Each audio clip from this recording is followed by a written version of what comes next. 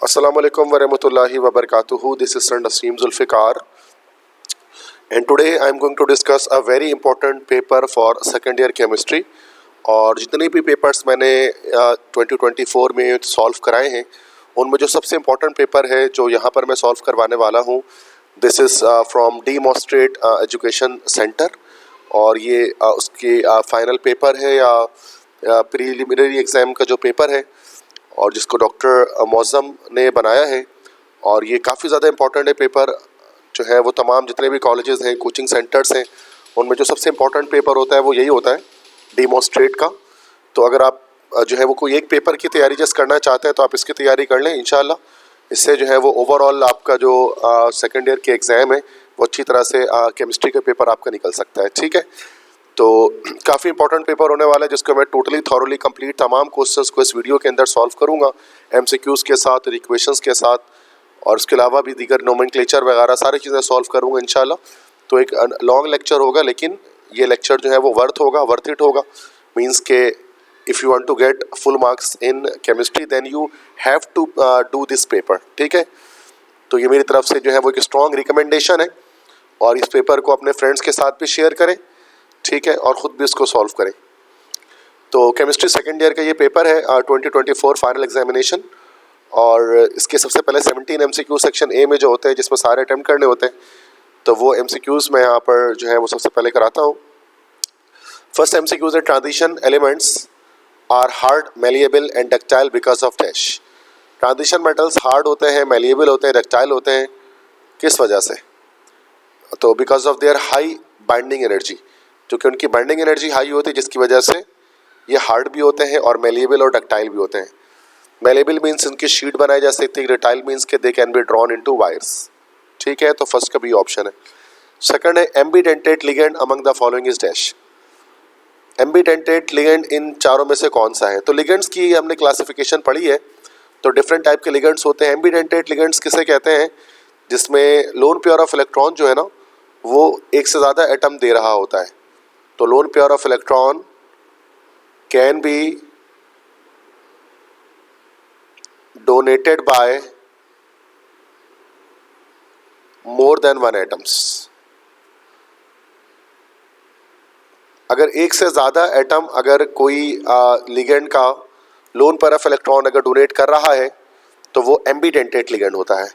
और इन चारों में से अमाइन है, NO2 है, CN- है, H2 है, इन सब में से एम्बीडेंटेट लिगेंड कौन सा है? वैसे तो यहाँ पर थोड़ी सी टाइपिंग मिस्टेक हुई है, ये होना चाहिए यहाँ पर इसको NO2-। NO2- जो होता है हमारे पास है, दिस इज कॉल्ड नाइट्राइटो। तो इस लिगेंड को हम लोग नाइट्राइटो इसको हम लोग कहते हैं, इस लिगेंड को।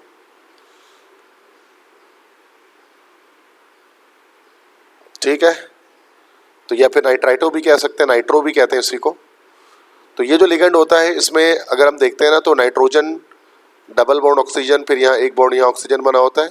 ठीक है, कोऑर्डिनेट कोवेलेंट बॉन्ड के थ्रू। तो इसमें नाइट्रोजन भी लोन पेयर दे सकता है और ऑक्सीजन भी लोन पेयर दे सकता है। दैट्स वाई हमारा जो NO2- है दिस इज एम्बीडेंटेट लिगेंड। ठीक है। थर्ड है the colour flame of sodium is dash. Sodium किस तरह, सोडियम का जब फ्लेम टेस्ट करते हैं तो वो कौन सा कलर देता है? तो it gives yellow colour, B option. Fourth है which of the following s block elements form superoxide when burns in air. अब कौन सा सुपर ऑक्साइड बनाता है? तो लिथियम जो है ना, लिथियम का जब ऑक्सीजन से रिएक्शन होता है तो ये हमारा बनाता है Li2O। तो ये हमारे पास होता है जिससे सिंपली लिथियम ऑक्साइड, तो ये नॉर्मल ऑक्साइड होता है। ठीक है, तो ए ऑप्शन तो नहीं होगा। बी है सोडियम का रिएक्शन जब हम ऑक्सीजन से करते हैं इट विल फॉर्म Na2O2। अब यहाँ पर दिस इज एक्चुअली परऑक्साइड, ये हमारा परऑक्साइड होता है, तो ये आंसर भी नहीं होगा। हाँ, पोटेशियम का रिएक्शन जब हम ऑक्सीजन से कराते हैं तो ये KO2 बनाता है, जिसको हम लोग कहते हैं this compound is called potassium super oxide. तो ये पोटेशियम सुपर ऑक्साइड कहलाते हैं। यहाँ पर ऑक्सीजन -½ ऑक्सीडेशन स्टेट पर होता है, दैट्स वाई पोटेशियम इसका करेक्ट आंसर है, चूँकि सुपर ऑक्साइड ये बना रहे। और मैग्नीशियम तो आपका जो है वो नॉर्मल ऑक्साइड बनाता है, MgO। तो चूँकि यहाँ पर भी नॉर्मल ऑक्साइड की फॉर्मेशन हो रही है, दैट्स वाई मैग्नीशियम भी हमारे पास करेक्ट ऑप्शन नहीं है, सी ऑप्शन करेक्ट है। फिफ्थ है carbon when reacts with nitrogen to give carbon nitride the formula is dash. Carbon जब नाइट्रोजन से रिएक्शन करता है तो कार्बन नाइट्राइड देता है, तो फार्मूला क्या होगा? देखो कार्बन हो गया, इसकी रिएक्शन नाइट्रोजन से N2 से। अब देखो वैलेंसी सेट करनी है। कार्बन की वैलेंसी होती है +-4, नाइट्रोजन की होती है -3। वैलेंसी इंटरचेंज करोगे तो ये C3N4 आ जाएगा। अब जो C3N4 है वो हमारा करेक्ट आंसर होगा, बी ऑप्शन।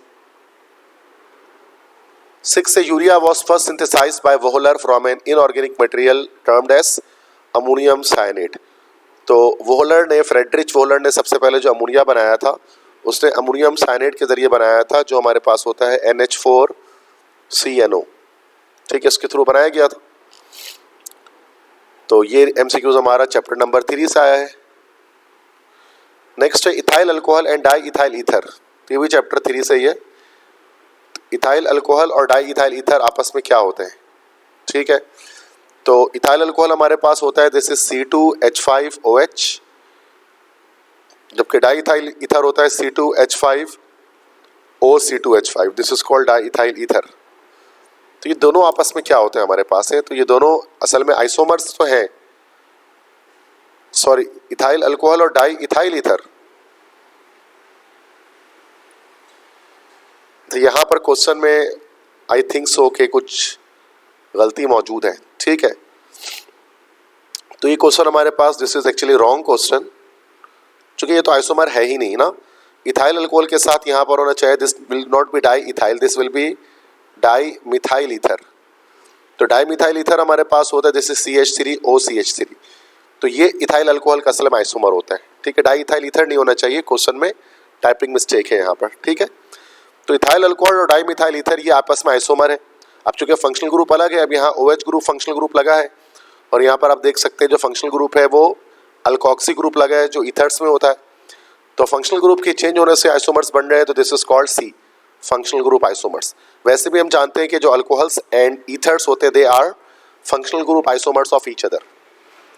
8th है which of the following is an anaesthetic agent. Anaesthetic agent से मुराद की जो ऐसी कोई चीज़ जो आपको बेहोशी तारी कर दे, आपको बेहोश कर दे, दिस इज एनेस्थेटिक एजेंट। तो एनेस्थीसिया प्रोड्यूस कौन करता है? इन चारों में से डाई इथाइल ईथर जो होता है दिस इज एनेस्थेटिक एजेंट। ठीक है, तो ये हमारा चैप्टर नंबर 7 है अल्कोहल फिनॉल ईथर, यहाँ से आया MCQs ये।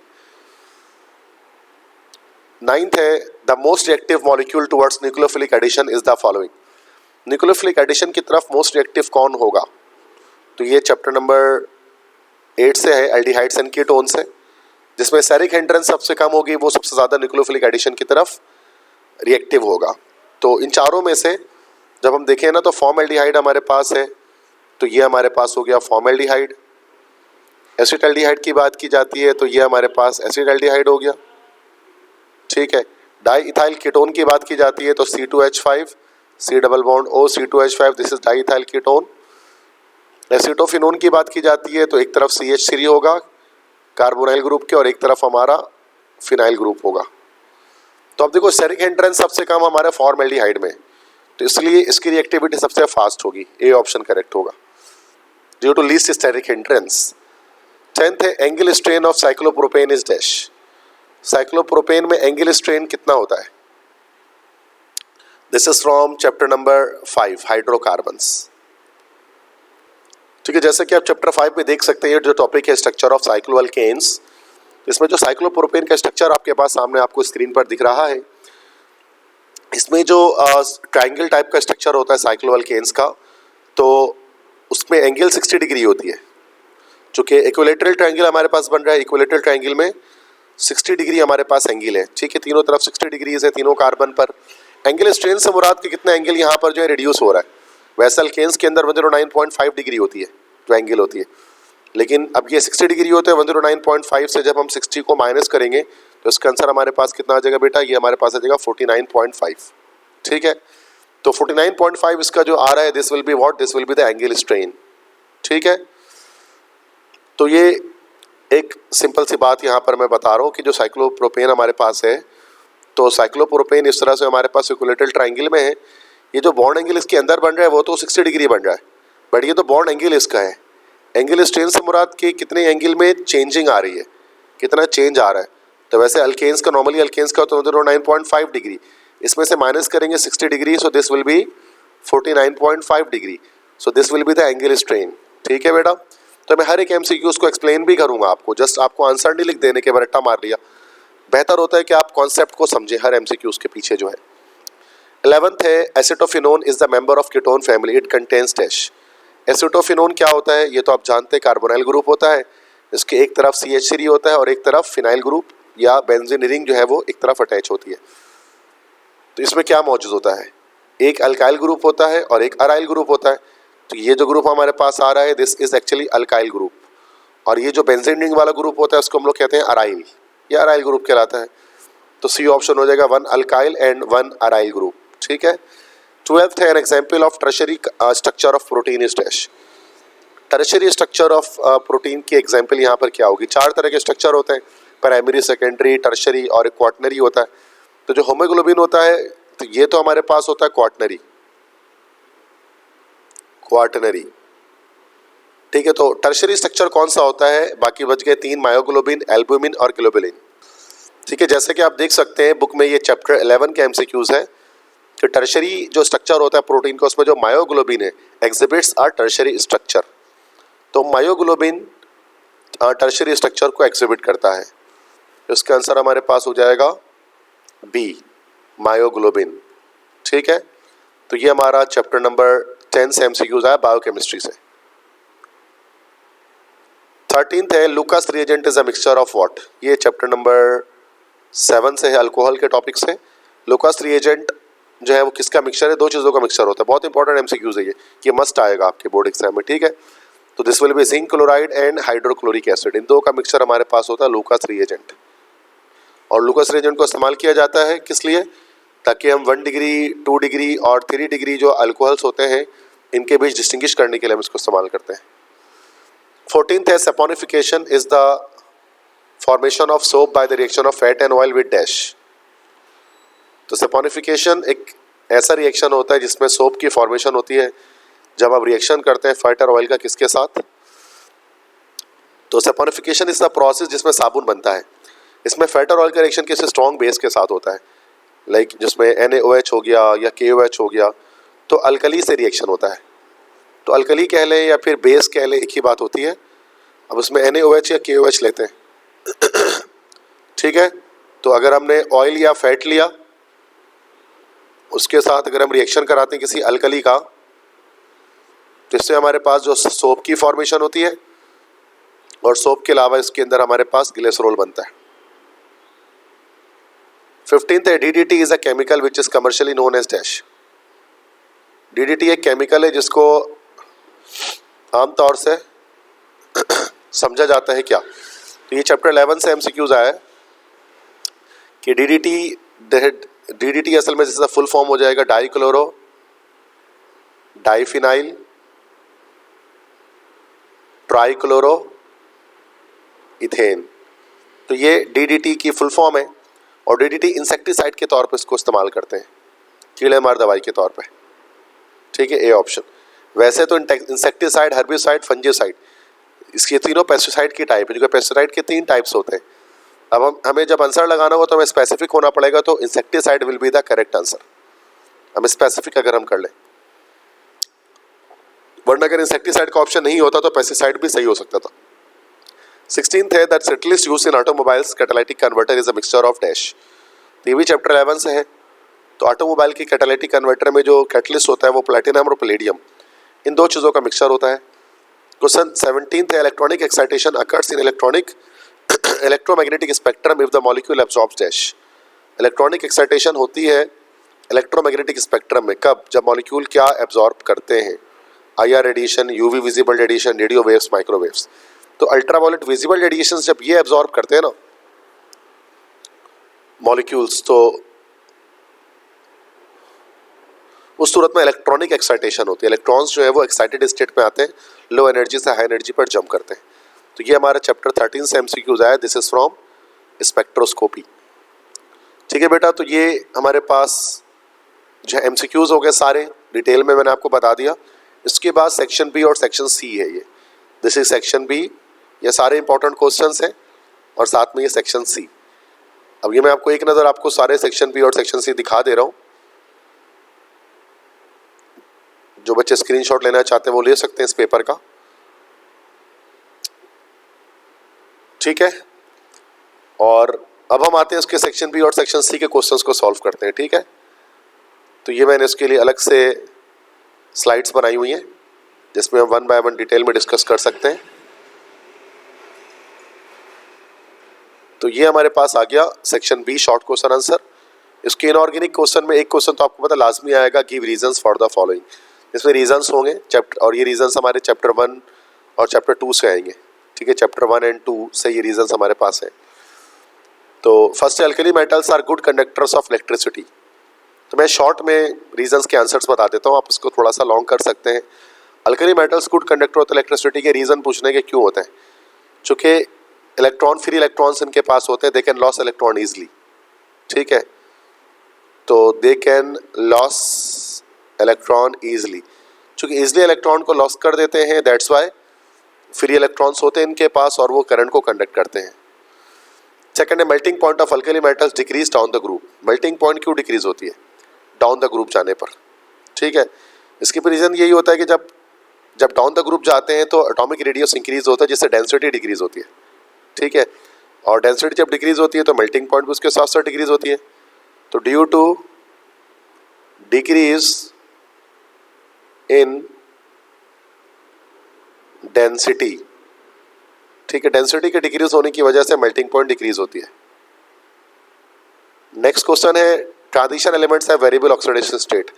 तो ट्रांजिशन एलिमेंट्स हमारे पास मल्टीपल ऑक्सीडेशन स्टेट रखते हैं। इसके पीछे क्या रीजन होता है? क्योंकि उनके लास्ट शेल और सेकंड लास्ट शेल दोनों अनफिल्ड होते हैं, ठीक है, because of their unfilled ultimate and penultimate shell. Ultimate और पेनल्टीमेट शेल दोनों अनफिल्ड होता है, दैट्स वाई। फोर्थ है HI is the strongest halogen acid. HI strongest halogen acid क्यों है? चूंकि इसका बॉन्ड सबसे वीक होता है HI के बीच का, जो आराम से ब्रेक हो सकता है, ठीक है, तो इसलिए ये स्ट्रॉन्गेस्ट होता है। H+ आराम से दे सकता है, ठीक है। तो it has least bond energy, इसकी सबसे कम बॉन्ड एनर्जी होती है, so it can loss H+ easily. तो इसलिए क्या कर सकता है बेटा, आराम से H+ को लॉस कर सकता है। फिफ्थ है ionisation potential decreases from top to bottom. Ionisation potential क्यों डिक्रीज होता है टॉप से बॉटम? चूंकि एटॉमिक रेडियस इंक्रीज हो जाता है due to increase in atomic radius. तो एटॉमिक रेडियस इंक्रीज होता है and electrons can be removed easily, ठीक है। और जाहिर सी बात है जब एटॉमिक रेडियस इंक्रीज होता है तो इलेक्ट्रॉन को रिमूव करना आसान होता है, चाहे वो न्यूक्लियस से जो है वो दूर होता है, ठीक है। तो ये हमारे पास इस तरह से रीजंस आपको देने होते हैं, ये कोई इतने मुश्किल नहीं होते हैं, कॉन्सेप्ट्स बस आपके होने चाहिए। नेक्स्ट क्वेश्चन है IUPAC names of the following complexes. मुख्तलिफ कॉम्प्लेक्सेस के IUPAC नेम्स हमें लिखने हैं। तो लिख लेते हैं सबके, फर्स्ट वन बाय वन कर लेते हैं। फर्स्ट है हमारे पास, ये तो हमारा टोलेंस रीजेंट है जिसको डायरेक्टली नेम में लिख देता हूं, this will B diamine silver 1 hydroxide. Next है FeCN6-4, तो ये हमारे पास हो जाएगा हेक्सा साइनो देन फेरेट, और ऑक्सीडेशन नंबर यहाँ पर इसकी क्या आ जाएगी, 2 आ जाएगी। और चूंकि चार्ज नेगेटिव इसके ऊपर लगा हुआ है तो एंड में हम लोग आयन भी लिख देंगे। नेक्स्ट है हमारे पास नेक्स्ट जो है ना थर्ड क्वेश्चन में K पहले लगा हुआ है तो पहले तो हम पोटेशियम लिख देते हैं। उसके बाद ये ऑक्सीलेटो है और ये क्लोरो है, तो अल्फाबेटिकल ऑर्डर के लिहाज से क्लोरो पहले आ जाएगा, this will B die chloro, और ये हमारे पास हो जाएगा दिस विल बी डाई ऑक्सीलेटो। और चूंकि कैटाइन मौजूद है तो दिस क्रोमियम को हम लोग क्रोमेट लिखेंगे। ऑक्सीडेशन नंबर कितनी आ जाएगी, ये +3 हो गया, ये -4 हो गया, और ये -2 हो गया, ठीक है। तो कितना हो गया -4 और -2 हमारे पास -6 + 3, तो ये 3 निकल कर हमारे पास आ गया इसमें। ठीक है, ऑक्सीडेशन नंबर इसमें क्रोमियम की। नेक्स्ट है इथाइल डाइअमाइन भी है और नाइट्रो भी है, 2 नाइट्रो है, दिस विल बी नाइट्रो, और 2 EN है, तो EN चूंकि ऑर्गेनिक लिगेंड है तो 2 है, तो उसमें बजाय डाई लिखने के हम लिखेंगे बिस। फिर स्मॉल ब्रैकेट में हम लोग लिखेंगे, ऑर्गेनिक लिगेंड को स्मॉल ब्रैकेट में लिखा जाता है इथाइलिन डाई अमाइन। उसके बाद PT है, तो दिस विल बी प्लेटिनम, चूंकि कैटाइन मौजूद नहीं है, ना नेगेटिव चार्ज है, तो प्लेटिनम। ऑक्सीडेशन नंबर आएगी और एंड में हमारे पास क्या आ जाएगा, सल्फेट, जो एनाइन है। यहाँ तो 0 आ गई, इसकी -2 हो गई, इसकी -2 हो गई, तो ये हमारा जो है वो 4 ऑक्सीडेशन नंबर प्लेटिनम का निकला यहाँ पर। ठीक है, तो ये हमारे पास जो है वो IUPAC नोमेनक्लेचर है जो चैप्टर 2 से आती है इनऑर्गेनिक कॉम्प्लेक्सेस की करने के लिए, तो इसके आंसर्स हैं ये। ठीक है, आई होप सो कि यहाँ तक क्लियर है चीज़ें आपको। नेक्स्ट क्वेश्चन की तरफ आते हैं।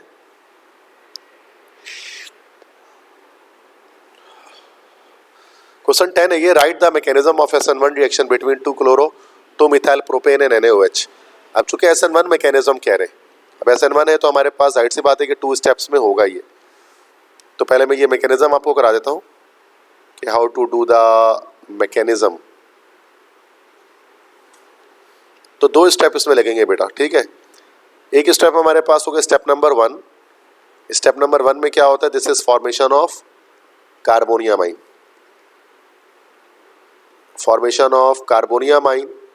कार्बोनियामाइन क्या होता है, जिसमें हमारे पास कार्बन पर जो है वो कौन सा चार्ज होता है, पॉजिटिव चार्ज मौजूद होता है, जिसको कॉल कहते हैं कार्बोनियामाइन।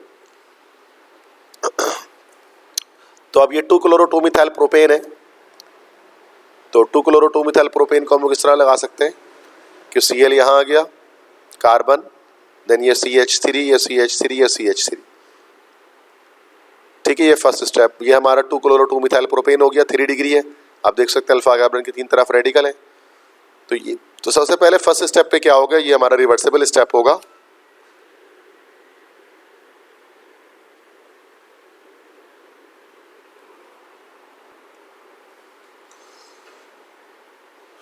ठीक है, तो फर्स्ट स्टेप हमारा यहाँ पर क्या होगा कि ये बॉन्ड इसमें ब्रेक हो जाती है, पहला स्टेप होता है, ये स्लो स्टेप होता है, रिवर्सिबल होता है।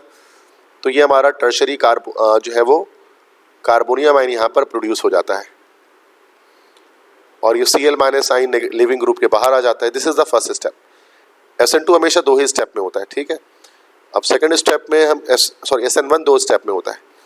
स्टेप 2 में हमारे पास क्या होगा, this will be called attack of nucleophile. मतलब न्यूक्लियोफाइल यहाँ पर OH- होगा, चूंकि NaOH है, सोडियम हाइड्रोक्साइड है। अटैक ऑफ OH- ऑन कार्बोनियामाइन या C+ आइन। ठीक है, तो ये हमारा जो है वो सेकंड स्टेप हो गया। अब इसमें क्या होगा कि जो हमारा जो OH- आइन है वो जाकर इस पर अटैक कर देगा, राइट साइड से अटैक कर देगा यहाँ पर इस पर। ठीक है, जब इस पर अटैक करेगा तो ये हमारा कंपाउंड फाइनली यहाँ पर बन जाएगा। तो this will B tertiary butyl alcohol. ठीक है, तो ये हमारा क्वेश्चन हो गया मैकेनिज्म का। तो ये हमारे पास जो मैकेनिज्म है, दिस इज SN1 मैकेनिज्म। ठीक है, नेक्स्ट क्वेश्चन हमारे पास ये वाला करते हैं कि how can you determine an organometallic compound, write the reaction of CH3MgEr with dash. Organometallic compound तो जैसे ग्रिग्नार्ड रिएजेंट हो गया, कोई ऐसा ऑर्गेनिक कंपाउंड जिसमें मेटल मौजूद हो, तो ग्रिग्नार्ड रिएजेंट इसके एग्जाम्पल है। और रिएक्शंस करने 3 रिएक्शन है, मिथाइल मैग्नीशियम ब्रोमाइड के CO2 के साथ, H2O के साथ और फॉर्मेल्डिहाइड के साथ। तो 1 बाय 1 तीनों रिएक्शन कर देते हैं। तो अच्छा, तीनों रिएक्शन, अच्छा इसमें से ये रिएक्शन जो हमारे पास है CO2 के साथ, 2 स्टेप में होगा। वाटर के साथ ये रिएक्शन 1 ही स्टेप में हो जाएगा और ये रिएक्शन भी हमारे पास 2 स्टेप्स में होगा फॉर्मेल्डिहाइड के साथ। पहले CO2 से रिएक्शन करते हैं, तो CH3MgBr, इसके रिएक्शन अगर आप कार्बन डाइऑक्साइड से करेंगे CO2 से, तो यहाँ बॉन्ड ब्रेक होगा और ये यहाँ से इधर से एक बॉन्ड ब्रेक होगा। This will B positive, this will B negative, यहाँ पॉजिटिव, यहाँ नेगेटिव और यहाँ पॉजिटिव चार्ज जनरेट होगा। तो CH3 जाकर इधर पर अटैक करेगा और यहाँ OMgBr अटैच हो जाएगा। ठीक है, नेक्स्ट स्टेप में क्या होगा, इसकी हम लोग हाइड्रोलिसिस कर देंगे। जब हम इसकी हाइड्रोलिसिस करेंगे तो यहाँ से ये बॉन्ड ब्रेक होगा, ये माइनस ये प्लस हो गया, और हमारे पास ये एक कंपाउंड हमारे पास बन जाएगा एसिटिक एसिड, और साथ में बाय प्रोडक्ट में MgBr और दूसरी तरफ से OH निकल जाएगा। तो ये जो कंपाउंड हमारे पास बना, दिस इज एसिटिक एसिड। ये फर्स्ट रिएक्शन हुआ हमारे पास। सेकंड रिएक्शन करता हूँ अब मैं। सेकंड में क्या है, वाटर से रिएक्शन करना, ये एक ही स्टेप में हो जाएगा। हाइड्रोलिसिस करनी है। जब हम हाइड्रोलिसिस करते हैं ग्रिग्नार्ड रीजन की, तो हमारे पास CH4 मीथेन बनेगा, और Mg एक तरफ Br और एक तरफ हमारे पास OH आ जाएगा। ठीक है, थर्ड रिएक्शन उसके बाद हमारे पास है, इसमें फॉर्मल्डिहाइड से कराना है, HCHO फॉर्मल्डिहाइड। ये भी 2 स्टेप में होगा। CH3MgBr प्लस फॉर्मल्डिहाइड है HC double bond OH, this is formaldehyde. अब ये रिएक्शन किस तरह से करेगा, बॉन्ड यहाँ से ब्रेक होगा सेम, और यहाँ से ये पाई बॉन्ड ब्रेक होगा, ये नेगेटिव चार्ज आ जाएगा, यहाँ पॉजिटिव चार्ज आ जाएगा, फिर एडिशन हो जाएगी, OMgBr आ जाएगा यहाँ पर, एक तरफ यहाँ पर CH3 आ जाएगा, और यहाँ पर तो H है ही। नेक्स्ट दोबारा से क्या करेंगे, इसकी हाइड्रोलिसिस करेंगे। जब हाइड्रोलिसिस करेंगे तो यहाँ से बॉन्ड ब्रेक होगा, नेगेटिव पॉजिटिव जनरेट होगा इधर पे, और हमारे पास इस तरह से एक अल्कोहल हमारे सामने आ जाएगा, और बाय प्रोडक्ट में MgBr OH दोबारा से हमारे पास आ जाएगा। ये हमारे पास जो बना, दिस इज प्राइमरी अल्कोहल। ये उसको हम लोग प्राइमरी इथाइल अल्कोहल भी कह सकते हैं, क्योंकि जब फॉर्मल्डिहाइड यूज़ करते हैं ना, जब ये हम यहाँ पर यूज़ करेंगे फॉर्मल्डिहाइड, तो इस केस में हमारे पास जो है वो हमेशा प्राइमरी अल्कोहल बनेगा। तो ये हमारे पास जो दोनों क्वेश्चन आए, ये चैप्टर नंबर 6 से आए। ठीक है, नेक्स्ट क्वेश्चन है question 11, right the IUPAC names of the following. IUPAC names लिखने। ठीक है, नोमेनक्लेचर के आंसर्स देख लेते हैं। 4 क्वेश्चंस हैं। फर्स्ट है हमारे पास है, ये एक मॉलिक्यूल बना हुआ है, तो स्ट्रक्चर मौजूद है, लॉन्गेस्ट कार्बन चेन डिजाइन कर देते हैं यहाँ पर, this will be the longest carbon chain. Numbering right side से हो जाएगी चूंकि फंक्शनल ग्रुप करीब है। तो ये हमारा Br एक हमारा आ गया सब्स्टिट्यूएंट, और दूसरा CH3 आ गया। तो पहले ब्रोमो का नाम आएगा, फिर मिथाइल का नाम आएगा, this will be 2 bromo, then 3 methyl. अब टोटल कार्बन कितने हैं बेटा, 4 हैं, तो दिस विल बी ब्यूट, और 3 पर डबल बॉन्ड है तो 3, देन इन, अच्छा ई नहीं आएगा इसमें, 3 इन, उसके बाद 1 ओइक एसिड। तो ये फर्स्ट का नाम बन गया। ये देखते हैं, इसको ओपन करना पड़ेगा, इसको ना कंडेंस है, तो C2H5, उसके बाद CH2 CH2 CH2, ये ओपन हो गया, then carbon double bond oxygen, then CH, और 2 तरफ CH3।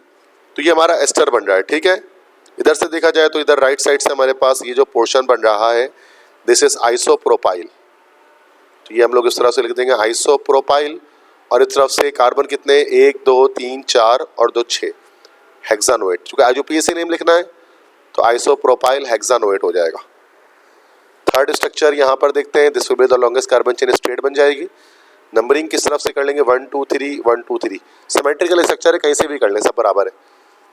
तो 1 2 3 4 5 6, ये हमारे पास हो जाएगा 3,4, 2 मिथाइल है, this will B dimethyl. Total carbon 6 है, तो हेक्स, और डबल बॉन्ड का नाम पहले आएगा तो 3 इन,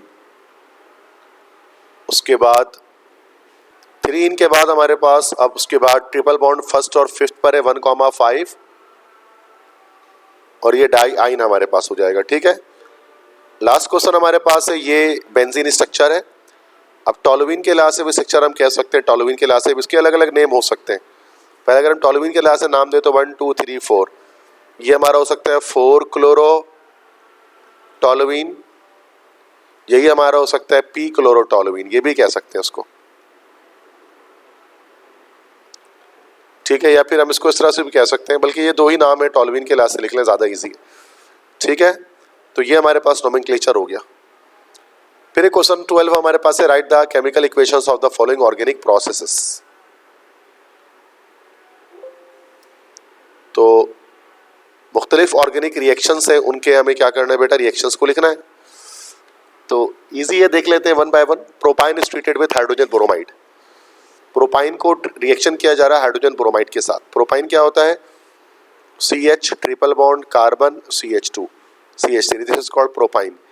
इसके रिएक्शन हाइड्रोजन ब्रोमाइड से करना है, HBr से करना है। अब इसके नतीजे में क्या बनेगा, पहले तो पाई बॉन्ड ब्रेक होगा ये। अब मार्कोनी को फ्रू लगेगा ना, तो जहाँ हाइड्रोजन ज़्यादा है वहीं पर हाइड्रोजन अटैच करेगा, तो यहाँ पर इस जगह पर हाइड्रोजन आ जाएगा। ये हो जाएगा CH2 डबल बॉन्ड कार्बन, इसके बाद फिर Br आ जाएगा एक तरफ, देन CH3 आ जाएगा। ठीक है, तो ये हमारे पास कंपाउंड बनेगा। इसके बाद दोबारा से, चूँकि पाई बॉन्ड जब तक सारे टूट नहीं जाएंगे, रिएक्शन उस वक्त तक हमारे पास चलता रहेगा। ठीक है, तो प्रोपाइन का रिएक्शन पहले हमने HBr से किया, तो चूँकि एसिमेट्रिकल अल्काइन था तो मार्कोनी को रूल लग गया इसमें, और ये स्ट्रक्चर हमारे पास आ गया। उसके बाद दोबारा अगर हम इस पर HBr की एडिशन करते हैं, ठीक है, तो पाई बॉन्ड टूटेगा। दोबारा से क्या होगा कि CH3 आ जाएगा, यहाँ कार्बन और ये ब्रोमीन के ऊपर एक नीचे ब्रोमीन आ जाएगा और CH3, ये कंपाउंड हमारे पास बन जाएगा। ठीक है, फाइनली सेकंड क्वेश्चन है, ethene is reacted with oxygen in the presence of पर एसिटिक एसिड। इथीन का रिएक्शन होगा ऑक्सीजन के साथ पर एसिटिक एसिड की मौजूदगी में। इथीन मतलब CH2 double bond CH2,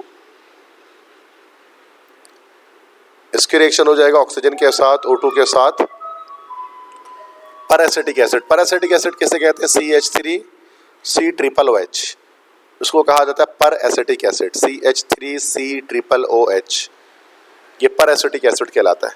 epoxide की फॉर्मेशन होती है इसके अंदर। इपॉक्साइड किसे कहते हैं, साइक्लिक ईथर होता है, CH2 उसके बाद CH2 और ये हमारे पास ऑक्सीजन है, इस तरह से हमारे पास ये बन जाएगा। ठीक है, this is called ethylene epoxide. ये इपॉक्सीडेशन प्रोसेस कहलाता है, या बैलेंस करने के लिए इधर हाफ लगा देते हैं। ठीक है, साइक्लिक ईथर हमारे पास एक बन जाता है, तो एक तरह का ईथर ही है ये, और कैसा ईथर है, साइक्लिक ईथर है। ठीक है बच्चों, थर्ड क्वेश्चन उसके बाद, ethyne is hydrolysed in the presence of mercuric sulphate and sulphuric acid. Hydrolysis करनी है इथाइन की, ये भी बहुत इंपॉर्टेंट है। CH3CH, ठीक है, मतलब इथाइन हो गया हमारे पास। ये इथाइन की हाइड्रोलाइसिस करनी है, वाटर से रिएक्शन करना है, और in the presence of HgSO4 और H2SO4। तो सबसे पहले तो एडिशन हो जाएगी। जब एडिशन होगी हमारे पास तो क्या बनेगा, CH डबल बॉन्ड से यहाँ तो CH2 हो जाएगा, फिर CH और ये OH, तो ये हमारे पास बन जाएगा, this is called vinyl alcohol. फिर इस विनाइल अल्कोहल में क्या होगी, टॉटोमेरिज्म होगी, या मॉलिक्यूलर रीअरेंजमेंट होगी, जिसको हम लोग टॉटोमेरिज्म भी कहते हैं। इस टॉटोमेरिज्म में क्या होगा, शिफ्टिंग होगी हाइड्रोजन की, मीन्स जो हाइड्रोजन उठकर इधर पर शिफ्ट करेगा और डबल बॉन्ड उठ के इधर पर आएगा। ठीक है, इसके नतीजे में हमारे पास कंपाउंड जो स्टेबल एक कंपाउंड बन जाएगा। चूंकि विनाइल अल्कोहल हमारे पास एक अनस्टेबल कंपाउंड होता है, तो कि स्टेबल कंपाउंड हमारे पास बनेगा जो इस तरह से होगा हमारे पास। So this will be called as, इसको कॉमनली हम कहेंगे तो दिस इज एसिटाल्डिहाइड। ठीक है बेटा, तो ये तीनों रिएक्शंस हमारे पास हुए क्वेश्चन 12 में। क्वेश्चन 13 है, draw the orbital structure of ethylene और एसिटाइलिन। इथाइलिन एसिटाइलिन का ऑर्बिटल स्ट्रक्चर बनाना है, तो ये भी एक इंपॉर्टेंट सवाल होता है स्ट्रक्चर बनाने के लिए। इथाइलिन जिसको हम लोग इथीन भी कहते हैं, मतलब C2H4, इसका स्ट्रक्चर बनाना है। तो अगर हम नॉर्मल डॉट क्रॉस स्ट्रक्चर बनाएं बॉन्ड के थ्रू, तो ये इस तरह से होता है ना हमारे पास, दिस इज इथीन। और इथीन के अंदर हम जानते हैं कि दोनों जो कार्बन होते हैं वो हमारे sp2 हाइब्रिडाइज होते हैं। इसी तरह से एसिटाइलिन हम लोग कहते हैं इथाइन को, जिसका फॉर्मूला हमारे पास क्या होता है, C2H2 होता है, कार्बन ट्रिपल बॉन्ड कार्बन, दोनों तरफ हाइड्रोजन, और इथाइलिन के अंदर दोनों कार्बन sp हाइब्रिडाइज्ड होते हैं। बस अब क्या करना है कि इसको ड्रॉ कर लेना है, बहुत आसान है। तो sp2 हाइब्रिडाइज्ड है, तो इसका मतलब कि स्ट्रक्चर इसका कैसा हमारे पास होना चाहिए, ट्राइगोनल होना चाहिए, ट्राइगोनल प्लेनर होना चाहिए, जिसका बॉन्ड एंगल हमारे पास 120 डिग्री का होगा। ये कार्बन हमने लिया और ये हमने इधर पर इस तरह से इसका एक ट्राइगोनल प्लेनर स्ट्रक्चर इसका बना दिया। अब ये हमारे sp2 हाइब्रिड ऑर्बिटल्स हैं, ये पहला कार्बन है। इससे ज़्यादा दूसरा कार्बन होगा उसको हम इस तरह से बना देंगे।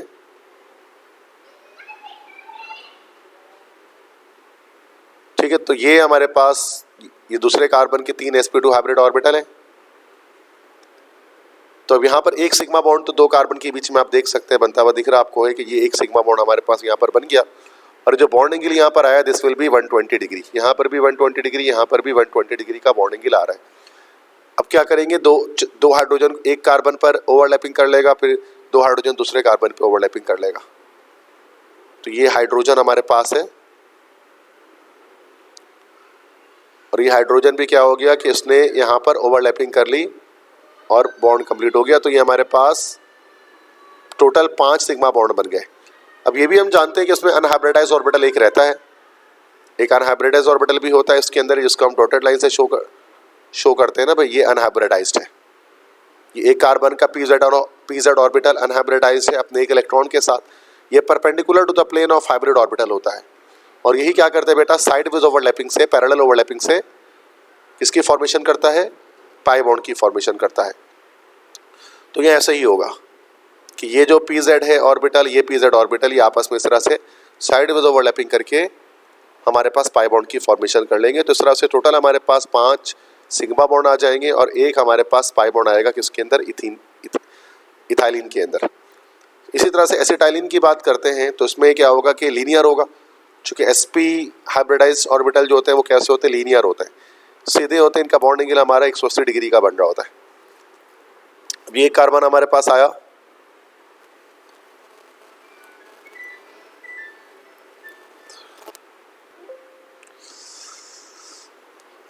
ठीक है बेटा, एक ये कार्बन हमारे पास हुआ, तो जिसके 2 sp हाइब्रिड ऑर्बिटल्स हैं लीनियर शेप के साथ, जिसका बॉन्ड एंगल 180 डिग्री बन रहा है।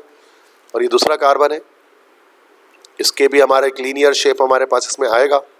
ठीक है, तो ये भी हमारे पास 2 sp हाइब्रिड ऑर्बिटल्स हैं, इसके बॉन्ड एंगल भी सेम 180 डिग्री पर हमारे पास बनेगी। और ये हमारे पास जो है वो पहला एक सिग्मा बॉन्ड हमारे पास बन जाएगा, फिर दोनों तरफ 2 हाइड्रोजन हमारे पास आ जाएंगे जो ऐसे इथाइन के होते हैं। तो एक हाइड्रोजन इधर आ जाएगा, एक हाइड्रोजन इधर आ जाएगा। ठीक है, और ये हमारे पास 3 सिग्मा बॉन्ड टोटल हमारे पास बन जाएंगे। इसके बाद अनहाइब्रिडाइज्ड ऑर्बिटल 2 इसमें होंगे, py भी होगा, pz भी होगा। तो एक तो हम y एक्सिस पे बना देते हैं, दिस इज py, तो दोनों के py ऑर्बिटल्स हैं ये। This is py, this is py, और pz ऑर्बिटल भी दोनों के हमारे पास होंगे। pz ऑर्बिटल z एक्सिस पर होगा हमारे पास। ठीक है,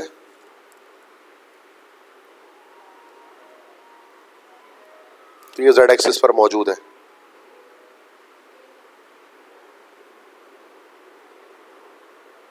दिस इज pz, तो ये pz ऑर्बिटल है एक एक इलेक्ट्रॉन के साथ अपने।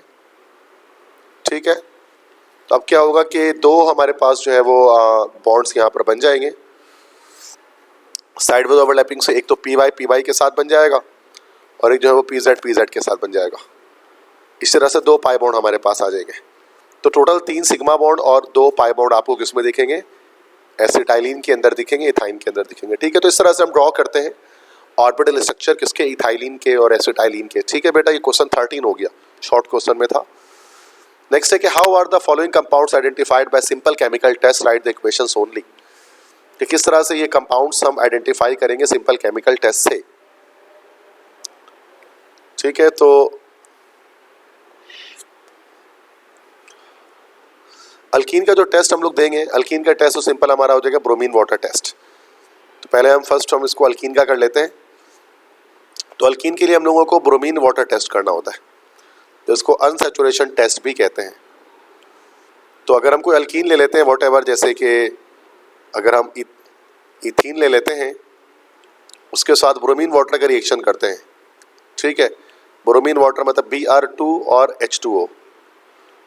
तो क्या होता है, जो ब्राउन कलर होता है ना ब्रोमीन वाटर का, तो वो डिसअपियर हो जाता है। तो ब्राउन कलर डिसअपियर्स, उसका मतलब कि ये जो हमारे पास जो कंपाउंड है उसमें अनसैचुरेशन मौजूद है, मतलब वो अल्कीन है जिसमें पाई बॉन्ड होगा। टर्मिनल अल्काइन के लिए हम लोग जो है वो क्या करते हैं बेटा, एसिडिक कैरेक्टर टेस्ट करते हैं,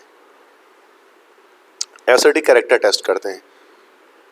क्योंकि टर्मिनल अल्काइंस के बारे में हम जानते हैं कि टर्मिनल अल्काइंस हमारे पास कैसे होते हैं, एसिडिक होते हैं। तो इसमें हम सिल्वर नाइट्रेट से भी कर सकते हैं, कॉपर क्लोराइड से भी कर सकते हैं। हम सिल्वर नाइट्रेट से कर लेते हैं। तो अगर इसका रिएक्शन इथाइन ले लिया हमने, टर्मिनल अल्काइन है, जिसके किनारे पर हमारा या कॉर्नर पर फर्स्ट कार्बन पर ट्रिपल बॉन्ड अटैच हो, उसको हम कहते हैं टर्मिनल अल्काइन। तो उसकी रिएक्शन अगर हम लूनर कास्टिक से कर लेते हैं या सिल्वर नाइट्रेट से कर लेते हैं, तो क्या होता है, दोनों तरफ हाइड्रोजन की जगह पर जो है ना वो सिल्वर आ जाता है और साथ में नाइट्रिक एसिड हमारे पास रिलीज हो जाता है, HNO3। ठीक है, तो बैलेंस करने के लिए इधर पर हम 2 लगा लेते हैं, तो ये इक्वेशन हमारे पास बैलेंस हो जाती है। तो इधर पे भी 2 लगा देंगे। ठीक है, तो ये जो हमारे पास बनता है सिल्वर एसिटाइलिड, इसको हम लोग कहते हैं वाइट सॉलिड। एक वाइट सॉलिड अपीयर हो जाता है जिससे पता लगता है कि जो टेस्ट ट्यूब में हमारे पास कोई टर्मिनल अल्काइन मौजूद है। फिनॉल के लिए भी हम लोग ब्रोमीन वाटर टेस्ट कर सकते हैं, ब्रोमीन वाटर टेस्ट कर सकते हैं। ब्रोमीन वाटर के साथ रिएक्शन इसका होता है फिनॉल के लिए भी। तो अगर हम फिनॉल ले लेते हैं, फिनॉल मतलब बेंजीन रिंग के साथ OH अटैच होगा, इसके साथ अगर हम ब्रोमीन वाटर का रिएक्शन करते हैं Br2H2O, तो होता क्या है यहाँ पर कि हमारे पास 3 पोजीशंस पर ब्रोमीन अटैच हो जाते हैं।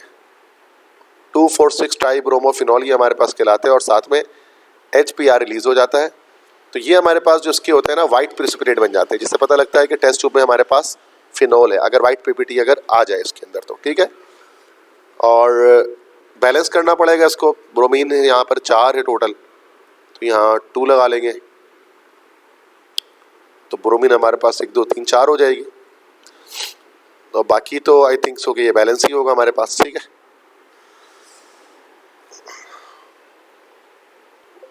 अच्छा, जब हम इसे बैलेंस करेंगे तो बैलेंस करने के लिए हम यहाँ पर 3 और यहाँ 3 लगाएंगे, 10 जाकर ये हमारे पास बैलेंस होगा। ठीक है, तो हमारा थर्ड हो गया। उसके बाद फोर्थ इक्वेशन हम देख लेते हैं। फोर्थ किसकी है भाई, एल्डिहाइड को टेस्ट करना। तो एल्डिहाइड को टेस्ट करने के लिए हम लोग कर सकते हैं सिल्वर मिरर टेस्ट कर सकते हैं, फैलिंग सोल्यूशन टेस्ट कर सकते हैं, जो मर्जी कर लें। तो यहाँ पर मैं फैलिंग सोल्यूशन टेस्ट करा देता हूँ। तो फैलिंग सोल्यूशन टेस्ट में क्या होता है, हमको एल्डिहाइड ले लेते हैं और इसका रिएक्शन हम लोग कर लेते हैं फैलिंग सोल्यूशन से। फैलिंग सोल्यूशन में कॉपर हाइड्रोक्साइड होता है और साथ में सोडियम हाइड्रोक्साइड होता है। तो हमारे पास यहाँ पर सोडियम फॉर्मेट बन जाता है, Cu2O क्यूप्रस ऑक्साइड बन जाता है हमारे पास है, जिसके हमारे पास रेडिश ब्राउन प्रेसिपिटेट आ जाते हैं, जिससे कंफर्म हो जाता है ये, और साथ में H2O वाटर रिलीज हो जाता है। तो ये फैलिंग सोल्यूशन टेस्ट हमारे पास कहलाता है। इसको अगर हम बैलेंस करना चाहें तो किस तरह से बैलेंस हो सकता है, कॉपर 2, तो सबसे पहले तो यहाँ 2 लगा लें, कॉपर बैलेंस हो गया। ऑक्सीजन यहाँ पर जो है वो यहाँ पर कितना हमारे पास है, 2 4 5 और 1 6, और यहाँ 1 2 3 4 है, 2 यहाँ लगा देंगे, 2 3 4 5 3 लगा लेते हैं यहाँ पर। ठीक है, 3H2O। तो ये हमारे पास ऑक्सीजन बैलेंस हो गया। कार्बन तो एक ही है, ऑक्सीजन हाइड्रोजन देख लेते हैं, 4 5 6 7 6 और 1 7। ठीक है, तो ये बैलेंस हो गया। तो ये क्वेश्चन हमारा कंप्लीट हो गया। ठीक है, जिसमें हमने डिफरेंट टेस्ट कर लिए, केमिकल टेस्ट। नेक्स्ट क्वेश्चन है, क्वेश्चन 14 है कि right the equations of the following conversion. दोबारा से इक्वेशंस आ गई हैं, मुख्तलिफ कन्वर्जन्स करनी है। तो मैं सारा, चूँकि मैंने बताया कि मैं आपको कंप्लीट पेपर सॉल्व कराऊंगा। तो फर्स्ट है acetic acid to acetic anhydride. Acetic acid को एसिटिक एनहाइड्राइड में कन्वर्ट करना है, तो 2 मॉलिक्यूल्स हम लेंगे एसिटिक एसिड के। उसके बाद हम कोई डिहाइड्रेटिंग एजेंट यूज़ कर लेंगे जो वाटर रिमूव कर सके। तो P2O5 यूज़ कर लेते हैं, फॉस्फोरस पेंटाऑक्साइड। तो ये क्या करेगा, इसके में से वाटर रिमूव कर लेगा। जब यहाँ से वाटर रिमूव होगा तो हमारे पास ये कंपाउंड बन जाएगा, इसी को हम लोग कहते हैं एसिटिक एनहाइड्राइड। ठीक है, सेकंड क्वेश्चन क्या है, सेकंड इक्वेशन कह रहे हैं ethyl alcohol two ethyl chloride. Ethyl alcohol को इथाइल क्लोराइड बनाना है, तो C2H5OH है, इसको C2H5Cl में कन्वर्ट करना है। तो बहुत सारी रिएक्शन है, HCl से कर लेते हैं, सिंपल होता है ये। C2H5Cl इथाइल क्लोराइड बन जाएगा और वाटर रिलीज हो जाएगी। वरना हम ये रिएक्शन HCl के अलावा SOCl2 से भी कर सकते थे, PCl3 से भी कर सकते थे। Carboxylic acid to 1 degree alcohol, carboxylic acid को 1 डिग्री अल्कोहल में कन्वर्ट करने रिडक्शन करनी पड़ेगी। तो हम कोई कार्बोक्सिलिक एसिड ले लेते हैं, या कोई नहीं भी ले, अगर हम जस्ट RCOOH ले लें। ठीक है, जब हम इसकी एक बार जब हम इसमें लिथियम एल्यूमिनियम हाइड्राइड यूज़ करेंगे, जब इससे उसकी रिडक्शन होगी, तो रिडक्शन होने पर मतलब नेसेंट हाइड्रोजन इसमें चाहिए होगा, जिसके नतीजे में हमारा पहले एल्डिहाइड बन जाएगा। फिर इस एल्डिहाइड की फर्दर हमारे पास रिडक्शन होगी और ये हमारे पास 1 डिग्री अल्कोहल में कन्वर्ट हो जाएगा। ठीक है। नेक्स्ट उसके बाद फोर्थ क्वेश्चन है 1,2-डाइक्लोरोइथेन टू इथीन। 1,2-डाइक्लोरोइथेन को इथीन बनाना है, तो ये हमारे पास होता है 1,2-डाइक्लोरोइथेन, जिसको हम लोग विसिनल डाइक्लोराइड भी कहते हैं। इसको इथीन बनाने के लिए जिंक से रिएक्शन करा देंगे। जिंक एक डी हैलोजेनेटिंग एजेंट है। जिंक हमारे पास क्या होता है बेटा? Dehalogenating agent. हैलोजन को रिमूव करने की सलाहियत रखता है, तो ये जिंक दोनों क्लोरीन को रिमूव करके ZnCl2 बना देगा और हमारे ये इथीन जो है ना वो प्रोड्यूस हो जाएगा। ठीक है। तो ये चारों रिएक्शन क्वेश्चन 14 के यहाँ पर कंप्लीट हो गए बैलेंस के साथ। अब सेक्शन सी हमारे स्टार्ट हुआ लॉन्ग क्वेश्चन आंसर। इसमें इनऑर्गेनिक के अंदर जो सबसे इंपॉर्टेंट पोर्शन आपको पता है कि इसमें सल्फ्यूरिक एसिड की प्रोडक्शन है, ये आ रही है और साथ में कह रहे हैं write the equations to show the following behaviour of sulphuric acid. Equations लिखने हैं और डिहाइड्रेटिंग एजेंट, ऑक्सीडाइजिंग एजेंट, इस दो तरह के बिहेवियर को बताना है सल्फ्यूरिक एसिड के। पहला हम बता देते हैं एज अ डिहाइड्रेटिंग एजेंट के तौर पे। एक ही इक्वेशन मतलब यूज़ कर लेते हैं, बहुत आसान सी। जैसे इथाइल अल्कोहल अगर हम यूज़ कर लेते हैं तो सल्फ्यूरिक एसिड इसमें से क्या कर सकता है कि वाटर को रिमूव कर सकता है डिहाइड्रेटिंग एजेंट के तौर पे। तो ये हमारा C2H4 बन जाएगा और वाटर अलग हो जाएगा। ठीक है। तो ये पहला हो गया हमारा। दूसरा क्या? ऑक्सीडाइजिंग एजेंट के तौर पे किसी को ऑक्सीडाइज कर लेते हैं, कॉपर को ऑक्सीडाइज कर लेते हैं। कॉपर के रिएक्शन सल्फ्यूरिक एसिड से कर लिया तो ये हमारा कॉपर सल्फेट बन जाता है, प्लस SO2 बन जाता है और प्लस वाटर रिलीज हो जाती है। ठीक है। बैलेंसिंग देख लेते हैं इसकी, बैलेंस शायद रिक्वायरमेंट है तो बैलेंस कर लेते हैं। हाइड्रोजन 2 सल्फर 1 ऑक्सीजन 4 ऑक्सीजन 4 5 6 और एक 7 ऑक्सीजन है। 4 5 6 और 7 ऑक्सीजन है और यहाँ 4 है। तो यहाँ कम है, जहाँ कम है वहाँ बढ़ा देते हैं, यहाँ 2 कर देते हैं, ये 4 2 8 हो गया। हमारे पास ऑक्सीजन कितना हो गया? 4 2 8 हो गया ना, और यहाँ 7 है तो इधर पर 2 कर लेते हैं, तो सल्फर भी हमारा बैलेंस हो गया। ठीक है। और हाइड्रोजन भी बैलेंस है। ऑक्सीजन कितना है? 2 2 4 4 4 8 2 2 4 हो गया, ये 4 4 8 और 1 9 9 हो गई। यहाँ ऑक्सीजन कितना है? 4 2 8 है और यहाँ 4 4 8 और एक 9 है। ठीक है। तो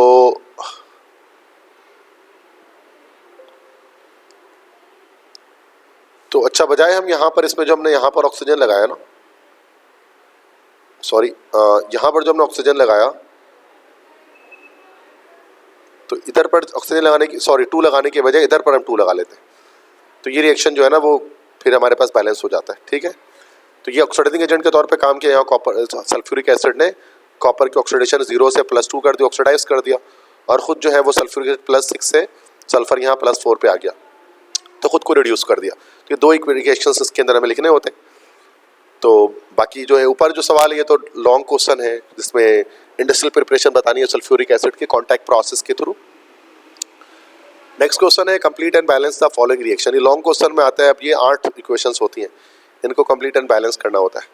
तो 1 बाय 1 मैं सारे करा देता हूँ। पहला फर्स्ट करते हैं, chlorine gas is pass through aqua solution of caustic soda.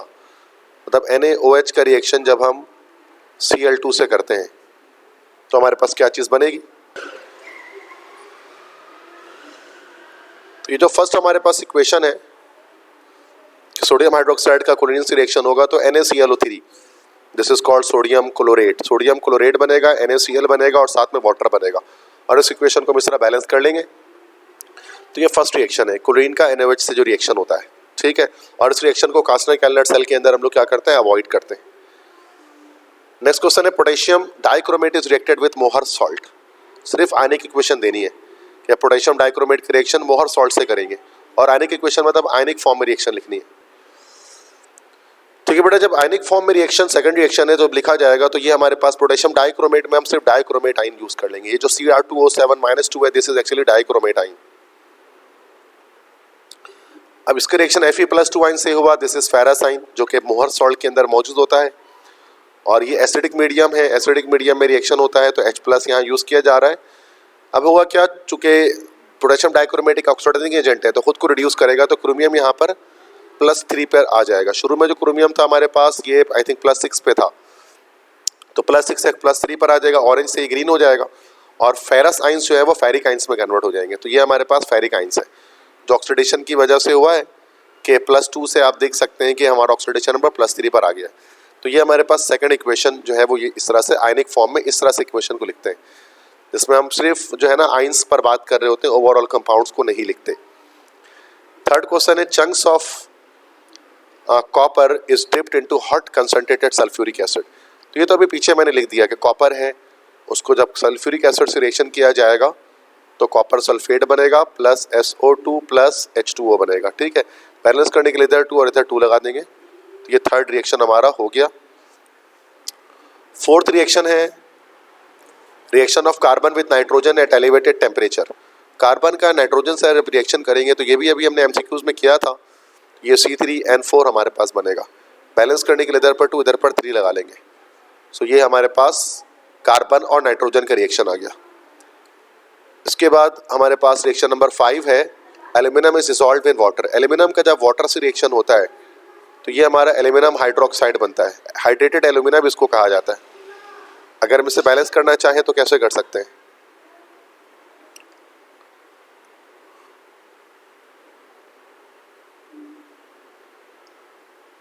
Okay, अगर हम यहाँ पर 2 हाइड्रोजन है ना, यहाँ 3 है, इधर पर अगर हम 2 लगा लें, सॉरी इधर पर 2 लगा लेते हैं, इधर पर 3 कर लेते हैं और इधर पर अगर हम 2 कर लेते हैं तो ये रिएक्शन बैलेंस हो जाएगा। ठीक है, तो ये हमारे पास रिएक्शन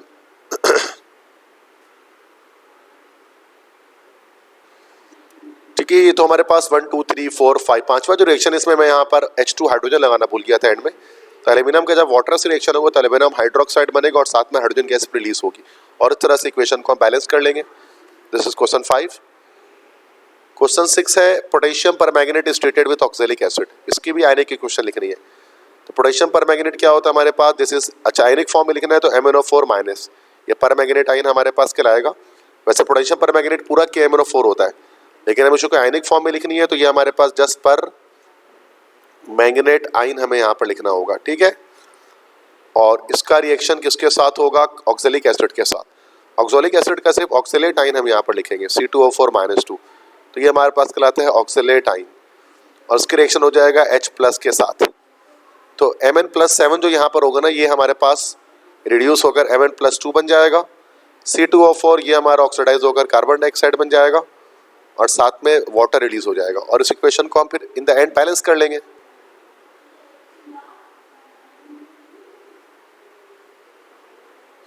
ठीक है, तो इस तरह से इस इक्वेशन को हम ओवरऑल जो है वो बैलेंस कर लेंगे। ठीक है, क्वेश्चन 6 हमारा हो गया। इसके बाद क्वेश्चन 7 है caustic soda is treated with iron chloride. NaOH है कास्टिक सोडा, ये 7वीं इक्वेशन है। NaOH कहते हैं कास्टिक सोडा को, this is caustic soda, sodium hydroxide भी कहा जाता है। इसका रिएक्शन आयरन क्लोराइड के साथ करना है, FeCl3 के साथ करना है। फेरिक क्लोराइड भी इसको हम कहते हैं। तो हमारे पास FeOH थ्राइस बन जाएगा प्लस NaCl बन जाएगा। ठीक है, बैलेंस करने के लिए इधर पर 3 लगा देंगे और इधर पर 3 लगा देंगे, तो ये हमारे पास फेरिक हाइड्रोक्साइड हमारे पास बन जाएगा। रेडिश ब्राउन PPT होती है इसकी फेरिक हाइड्रोक्साइड की। लास्ट इक्वेशन नंबर 8 है aluminium is treated with sodium hydroxide. Aluminium का जब हम सोडियम हाइड्रोक्साइड से रिएक्शन करेंगे तो हमारे पास एक सॉल्ट बनेगा NaAlO2 और साथ में हाइड्रोजन गैस हमारी अलग रिलीज हो जाएगी उसके अंदर। तो ये जो सॉल्ट हमारे पास बना इसको हम लोग कहते हैं सोडियम एल्यूमिनेट, तो ये सोडियम एल्यूमिनेट कहलाता है। ठीक है, क्वेश्चन 8 जो है ना, इसमें जब एल्यूमिनियम का रिएक्शन सोडियम हाइड्रोक्साइड से होगा तो इसमें वाटर भी यूज करते हैं, वाटर की प्रेजेंस में होता है और फिर ये सोडियम एल्यूमिनेट और हाइड्रोजन बनता है और उसके बाद इक्वेशन इस तरह से बैलेंसिंग होती है। ठीक है, तो ये 8 इक्वेशंस हैं जो मोस्ट इंपॉर्टेंट है, इसको आप लाजमी इन तमाम इक्वेशंस की तैयारी कर लें। उसके बाद ऑर्गेनिक केमिस्ट्री सेक्शन C हमारे पास शुरू हो गया। मतलब मॉलिक्यूलर ऑर्बिटल स्ट्रक्चर बेंजीन का बहुत इंपॉर्टेंट है, ये तो आपको वर्डिंग वाली चीज़ें लिखनी है पूरी। उसके बाद और करके है कि why benzene shows stability towards addition reaction, चूँकि बेंजीन हमारे पास सैचुरेटेड नेचर का होता है, that's why. Write down the mechanism of nitration and acylation of benzene. Mechanism पूछ रहे हैं इसमें यहाँ पर 2 चीज़ों की ना, कि लाइक नाइट्रेशन की और एसाइलेशन की। तो पहले मैं आपको नाइट्रेशन करके दिखा देता हूँ, नाइट्रेशन ऑफ बेंजीन किस तरह से होती है। नाइट्रेशन ऑफ बेंजीन, तो देखो जब भी इलेक्ट्रोफिलिक सब्स्टिट्यूशन रिएक्शन होते हैं ना, हमारे पास वो 3 स्टेप के अंदर ही होते हैं। It contains 3 steps. Step number 1 हमारे पास जो फर्स्ट स्टेप होता है, this is actually formation of electrophile. सबसे पहले फॉर्मेशन ऑफ इलेक्ट्रोफाइल होता है और इसमें NO2+ हमारे पास जनरेट होता है।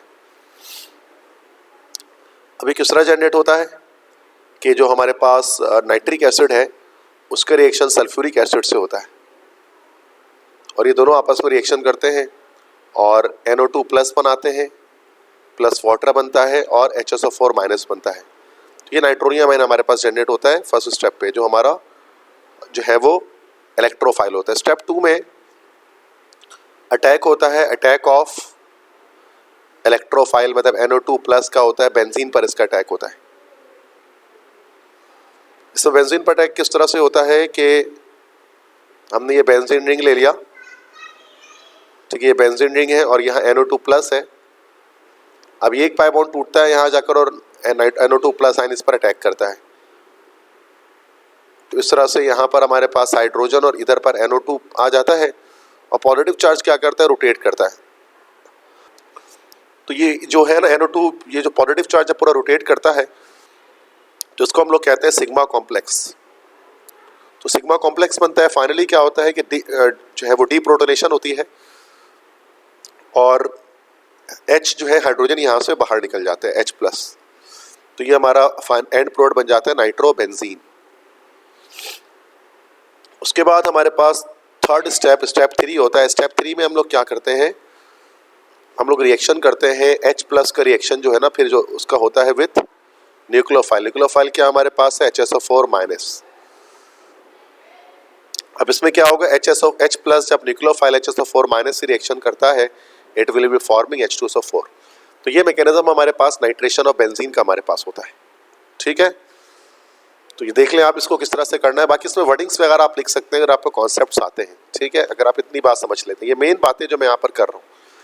इसके बाद अब हम करते हैं acylation, acylation of benzene. Acyl group को ऐड करना है बेंजीन के अंदर। अब देखो कोई भी इलेक्ट्रोफिलिक सब्स्टिट्यूशन रिएक्शन हो, उसके 3 ही स्टेप होते हैं। इसमें स्टेप 1, स्टेप 2, स्टेप 3। स्टेप 1 अभी जैसे कि मैंने आपको बताया इलेक्ट्रोफाइल की फॉर्मेशन होगी। अब इसमें इलेक्ट्रोफाइल की फॉर्मेशन किस तरह से होगी कि हमारा इसमें अल्काइल हैलाइड होता है, सॉरी एसिड हैलाइड होता है। जैसे एक एसिड हैलाइड हमने ले लिया एसिटाइल क्लोराइड और इसका रिएक्शन हम लोग कर देते हैं किसके साथ, AlCl3 के साथ। तो ये हमारे पास एक असाइल ग्रुप हमारे पास बन जाता है, असाइलाइन, और साथ में AlCl4- ये हमारे पास आ जाता है, ठीक है। ये स्टेप 1 है। उसके बाद स्टेप 2 हमारे पास होता है, अब अटैक होगा। जो ये इलेक्ट्रोफाइल हमारे पास बना असाइल ग्रुप, ये जाकर क्या करेगा बेटा, बेंजीन रिंग पर अटैक करेगा, ठीक है। अब किस तरह से अटैक करेगा, तो ये हमारा बेंजीन रिंग है, ठीक है, और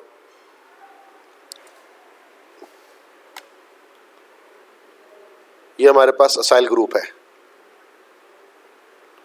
तो सेम यही है कि एक पाई बॉन्ड ब्रेक होगा, ठीक है, और पाई बॉन्ड के ब्रेक होने से जो असाइल ग्रुप है वो आकर इस पर कार्बन पे एक कार्बन पर अटैच हो जाएगा बेंजीन के, और पाई बॉन्ड जो है वो, और जो हमारा पाई बॉन्ड है या पॉजिटिव चार्ज है वो रोटेट करेगा और फाइनली हाइड्रोजन बाहर निकल जाएगा और ये हमारे पास कंपाउंड फाइनल एन प्रोडक्ट बन जाएगा H+ के निकलने से। इस कंपाउंड को हम लोग कहते हैं, दिस इज कॉल्ड एसिटोफिनोन कहलाता है ये, ठीक है, दिस इज कॉल्ड एसिटोफिनोन। इसके बाद नेक्स्ट स्टेप होता है स्टेप नंबर 3। स्टेप 3 में हम लोग क्या करते हैं, इसमें सिंपली जस्ट जो हमारा H+ निकला है उसका रिएक्शन हो जाता है AlCl4- के साथ। तो यह HCl अलग बन जाता है और AlCl3 जो हमारा कैटलिस्ट है वो रिकवर हो जाता है। तो ये हमारे पास जो असाइलेशन ऑफ बेंजीन होती है बेटा, इसका मैकेनिज्म हो गया। तो ये दोनों मैकेनिज्म कर लिए, नाइट्रेशन के भी और असाइलेशन की भी। सिंपल वर्डिंग में, सिंपलेस्ट वे पर मैंने आपको इसको बता दिया किस तरह से किया जाएगा। नेक्स्ट उसके बाद अब आपको सेक्शन सी में भी पता है कि 8 इक्वेशंस हमें लिखनी पड़ती हैं। तो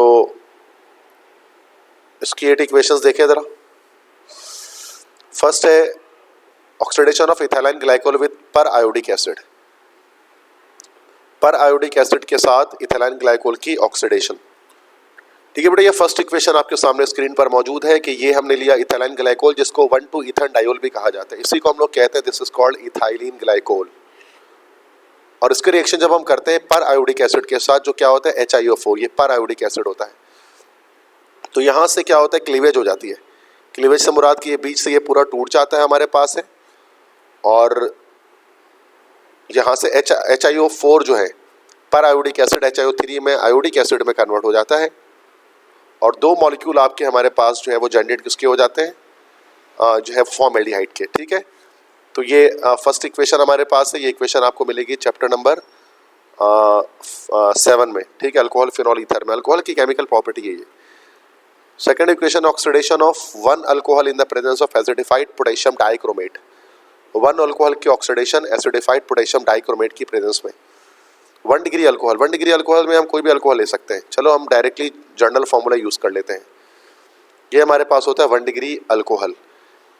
इसकी ऑक्सीडेशन करनी है, नेचुरल ऑक्सीजन से रिएक्शन करना है in the presence of potassium dichromate, और ये कैसा होगा, एसिडिफाइड होगा। और इसके नतीजे में क्या होगा कि जो हाइड्रोजन है ना हमारे पास, ये दोनों हाइड्रोजन यहाँ से रिमूव हो जाएंगे और हमारे पास एल्डिहाइड बन जाता है। तो ये एल्डिहाइड की फॉर्मेशन हो जाती है जब हम 1 डिग्री अल्कोहल, तो ये चूंकि 1 डिग्री अल्कोहल है, 1 डिग्री अल्कोहल क्यों कह रहे हैं, अल्फा कार्बन, ये चूंकि ये हमारा फंक्शनल ग्रुप है OH, और फंक्शनल ग्रुप के साथ जो कार्बन अटैच होता है वो अल्फा कार्बन होता है, उसके एक ही तरफ रेडिकल है। तो ये हमने 1 डिग्री अल्कोहल की ऑक्सीडेशन की। क्वेश्चन 2 हो गया। Question 3, chlorobenzene is heated with caustic soda. ये फिनॉल की प्रिपरेशन होती है कि जब अगर हम क्लोरोबेंजीन ले लेते हैं,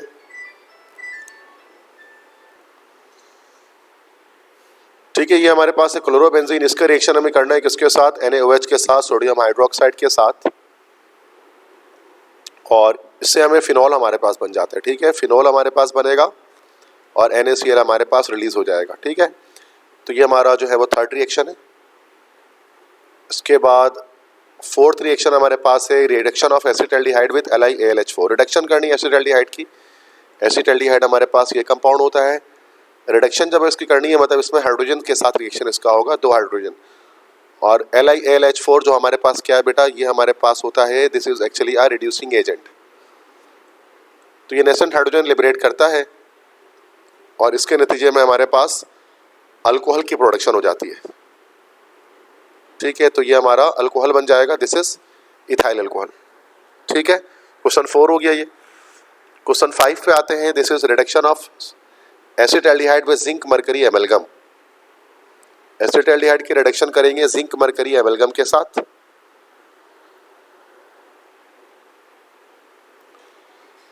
अच्छा, ये जो रिएक्शन होता है इसमें जब हम एसिटाल्डिहाइड के रिएक्शन रिडक्शन करते हैं, इसमें मतलब हाइड्रोजन को एडिशन करते हैं, रिडक्शन का मतलब ये होता है एडिशन ऑफ हाइड्रोजन, और जिंक मरकरी एमलगम के साथ करते हैं, तो इस रिएक्शन को हम लोग कहते हैं क्लेमेंसन रिडक्शन। और क्लेमेंसन रिडक्शन के अंदर हमारे पास जो एन प्रोडक्ट बनता है वो हमारे पास बनता है अल्केन। तो ये हमारे पास जैसे कि इथेन बना हमारे पास यहाँ पर जब हमने एसिटाल्डिहाइड की रिडक्शन की। ठीक है, इसी तरह से एक वुल्फ किर्चनर रिडक्शन भी होता है, बट उसमें हाइड्राजीन को इस्तेमाल किया जाता है। ये नंबर 5 हमारे पास था। इसके बाद नंबर 6 क्या है, oxidation of ethyl benzene with KMnO4। Ethyl benzene की ऑक्सीडेशन करनी है KMnO4 के साथ। इथाइल बेंजीन क्या होता है, ये C2H5 लगा दी, इथाइल बेंजीन। अब KMnO4 के साथ ऑक्सीडेशन करनी है। ठीक है, ऑक्सीडेशन करनी है विद KMnO4 पोटेशियम परमैंगनेट। तो हमारे पास क्या होता है, जब भी हम अल्काइल बेंजीन की ऑक्सीडेशन करते हैं तो हमारा वो COOH में चेंज हो जाता है। मीन्स के जो भी कंपाउंड हमारे पास होता है अल्काइल बेंजीन में वो हमारा बेंजोइक एसिड में कन्वर्ट हो जाता है। So this is benzoic acid. ठीक है, तो ये हमारे पास जो है वो ऑक्सीडेशन हो गई इथाइल बेंजीन की। इस तरह टोलुइन की करने से भी यही बनता है। कोई भी अल्काइल बेंजीन आप लेंगे उसकी ऑक्सीडेशन करेंगे तो वो हमारा बेंजोइक एसिड बनाएगा। ठीक है, नेक्स्ट क्वेश्चन है डीहैलोजिनेशन ऑफ 1,2-डाइक्लोरोइथेन इन KOH सॉल्यूशन। 1,2-डाइक्लोरोइथेन की डीहैलोजिनेशन करनी है इन KOH सॉल्यूशन। ठीक है, तो डबल स्टेप रिएक्शन इसके अंदर है। तो पहले तो 1,2-डाइक्लोरोइथेन हम यहां पर लेते हैं, दिस इज 1,2-डाइक्लोरोइथेन, और इसकी डिहैलोजिनेशन करनी है, मतलब KOH के साथ रिएक्शन करना है। अब ये हमारा होता है अल्कोहलिक मीडियम में, ठीक है। तो जब अल्कोहलिक मीडियम में इसका रिएक्शन होगा तो 2 स्टेप में होगा। सबसे पहले तो एक Cl हमारे पास और एक बीटा हाइड्रोजन रिमूव होगा, एलिमिनेशन रिएक्शन है ये। तो एक अगर हम ये वाला Cl रिमूव कर लेते हैं और एक तरफ से H रिमूव कर देते हैं तो ये हमारे पास KCl बनेगा और वाटर बन जाएगा। तो अब दोबारा से सेम यही काम, हम दोबारा यही स्टेप सेम रिपीट करेंगे, सेम यही दोबारा रिपीट होगा। जब इसका रिएक्शन अगेन KOH के साथ होगा जो अल्कोहलिक होगा, तो अब हमारे पास ये हमारा इथाइन बन जाएगा प्लस KCl प्लस वाटर, ठीक है। तो ये 2 स्टेप का मैकेनिज्म है। लास्ट क्वेश्चन है जिसमें हम क्या कर रहे हैं, ऑक्सीडेशन कर रहे हैं फिनॉल की with potassium dichromate and sulphuric acid. ठीक है, 8वां रिएक्शन है कि फिनॉल की जब हम ऑक्सीडेशन करते हैं with potassium dichromate and sulphuric acid तो ये बेंजोक्विनोन एक कंपाउंड इसमें चेंज हो जाता है, ठीक है। तो ये 8 रिएक्शंस हमने यहाँ पर कर ली ओवरऑल। इसके बाद नेक्स्ट है क्वेश्चन 6A है लॉन्ग क्वेश्चन में, बीटा एलिमिनेशन रिएक्शन है। इसकी मैकेनिज्म लिखनी है E1 और E2 रिएक्शन की। तो यूनिमोलिकुलर बायोमोलिकुलर 2 रिएक्शंस होते हैं हमारे पास, ये बीटा एलिमिनेशन, यूनिमोलिकुलर एलिमिनेशन और बायोमोलिकुलर एलिमिनेशन। तो E1 जब हम करते हैं ना, पहले हम E1 ही करा देता हूँ। तो E1 हमेशा हमारे पास किस में होता है, टर्शरी में होता है, 3 डिग्री अल्काइल हैलाइड के अंदर होता है। तो अगर हमको 3 डिग्री अल्काइल हैलाइड ले लें लाइक CH3 कार्बन CH3 और ये CH3, तो ये 2 स्टेप में होगा, ठीक है। और ये Cl हो गया। तो सबसे पहले तो कार्बोनियम आयन की जनरेशन होगी, तो इस तरह से Cl निकल जाएगा पहले स्टेप में, और ये पहला स्टेप हमारा स्लो स्टेप होगा। और ये हमारा जो है वो कार्बोनियम आयन जनरेट होगा, Cl माइनस बाहर आ जाएगा। सेकंड स्टेप पे क्या करेंगे कि एक कार्बन को हम इस तरह से ओपन अप कर देंगे, भाई कार्बन ये CH3 और ये CH3। अब बीटा एलिमिनेशन करनी है, तो ये बीटा कार्बन है यहाँ पर, चूंकि अल्फा कार्बन ये था, ये अल्फा कार्बन है जहाँ से हाइड्रोजन रिमूव हुआ है, तो बीटा हाइड्रोजन फिर एलिमिनेट हो जाएगा OH माइनस के साथ, और ये फास्ट स्टेप होगा। उस पर क्या होगा हमारे पास के CH2 डबल बॉन्ड कार्बन फिर CH3 ये कंपाउंड हमारे पास बन जाएगा और वाटर यहाँ से रिलीज हो जाएगी, तो ये अल्कीन हमारा बन जाएगा। तो ये 2 स्टेप में होता है E1 मैकेनिज्म, ठीक है। इसी तरह से E2 की बात करेंगे तो E2 हमारे पास सिंगल स्टेप में होता है, ये हमारे पास 1 डिग्री या प्राइमरी अल्काइल हैलाइड के अंदर होता है। अब अगर हम कोई 1 डिग्री अल्काइल हैलाइड ले लें, जैसे कि हाइड्रोजन फिर हाइड्रोजन फिर हाइड्रोजन फिर ये Cl मिथाइल क्लोराइड ले लें, तो सबसे पहले तो सिंपल यही होगा कि टर्शरी कार्बोनियम आयन हमारे पास जनरेट, सिर्फ कार्बोनियम आयन हमारे पास जनरेट होगा। फिर नेक्स्ट स्टेप पे, अच्छा ये एक ही स्टेप पे हो जाएगा, ये मैंने 2 स्टेप पे नहीं होगा, ये तो चूँकि स्टैटिक इंटरेस्ट कम है ना इसमें, तो ये पूरा का पूरा एक ही स्टेप में हो जाएगा। मतलब एक ही स्टेप में आपका पाई बॉन्ड की फॉर्मेशन भी हो जाएगी जो एलिमिनेशन रिएक्शन के अंदर होती है, तो सारी और बीटा हाइड्रोजन की एलिमिनेशन भी हो जाएगी, सारी चीज़ें हो जाएगी। अब जैसे कि ये हमने ले लिया मिथाइल क्लोराइड और ये ले लिया हमने अल्कोहलिक पोटेशियम हाइड्रोक्साइड, तो ये एक ही स्टेप है, ये स्लो स्टेप होगा। E2 इसलिए कह रहे हैं कि स्लो स्टेप में 2 टेक पार्ट ले रहे हैं, ठीक है। अच्छा यहाँ पर एक तरफ CH3 भी लगा देना चाहिए क्योंकि अल्कीन हमें जनरेट करना है। तो अब यहाँ पर क्या होगा कि एक ही तरफ से, अब यहाँ पर अगर हम यहाँ से बॉन्ड्स को बना लें, कार्बन है, अच्छा Cl को इधर कर लेते हैं, एक ही बात है, और hydrogen hydrogen hydrogen hydrogen hydrogen, तो ये एक ट्रांजिशन स्टेट ऐसी आएगी जिसमें क्या होगा हमारे पास के 2 बॉन्ड्स हम डॉटेड लाइन से शो करते हैं उसके अंदर ना, मैंने सॉलिड लाइन से शो करती है सारे बॉन्ड। अब ये जो बॉन्ड्स हैं, जो bond half broken half formed होंगे वो डॉटेड लाइन से शो होंगे। ये बॉन्ड हाफ ब्रोकन है और Cl का K के साथ बॉन्ड हाफ फॉर्म्ड होगा और H का OH के साथ बॉन्ड हाफ फॉर्म्ड होगा। तो ये माइनस प्लस, ये फिर ये माइनस हो गया, ये माइनस, ये प्लस और फिर ये माइनस हो गया। अब ये जो स्टेट हमारे पास होती है इसको लोग बोलते हैं this is called transition state, जिससे bonds are half broken and half formed. फिर फाइनली क्या होता है कि ये पूरा ओवरऑल वाटर यहाँ से रिमूव हो जाता है, यहाँ से KCl बन जाता है और यहाँ से हमारा C2H4 या इथीन बन जाता है।